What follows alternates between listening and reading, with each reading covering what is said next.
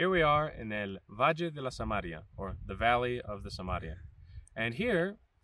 we have some wonderful horses and possibly a donkey with us today. And here I would like to tell you about a poem of mine titled Mutiny, and give you guys a bit of the context of the poem.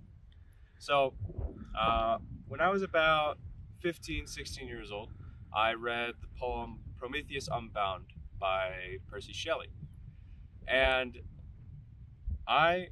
thoroughly enjoyed the poem, reading it the whole way through. The whole idea of Prometheus breaking away from his chains, from his place on the cliffs, and from his, his perdition, having to deal with an eagle taking out his spleen or liver. The whole idea of the victim finally being freed, and in essence getting, not him getting revenge, but the world getting revenge against the tyrant, or against, Zeus, the owner of the world. And more than that, when I finally made it to the end of the poem, when I made it to the epilogue, and there was that moment where Demogorgon is speaking to all of the gods,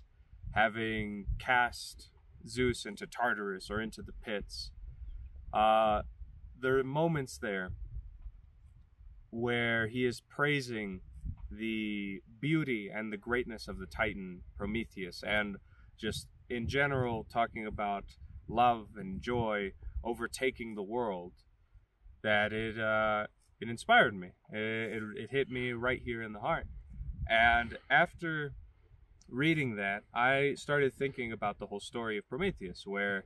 giving fire to man, giving fire a tool to his children so that they can be able to survive in the harsh, or at least the unforgiving environment of the wilderness, of nature. And so the poem, Mutiny, the short poem, is based on the idea of, it's a little more realistic in the idea of us being apes and getting blaze in our hands. The whole idea comes as more of a childish, more of a youthful endeavor of how blaze came into our hands, how we acquired that tool, how we discovered it, of how it could have been just someone playing with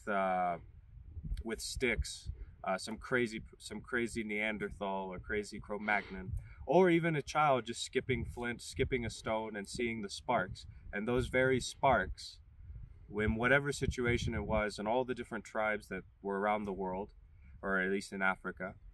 it was starting with them, with some simple incident, began the idea, and the cogs started working that eventually created our ability for fire making, which has led to everything, including this very video right in front of you.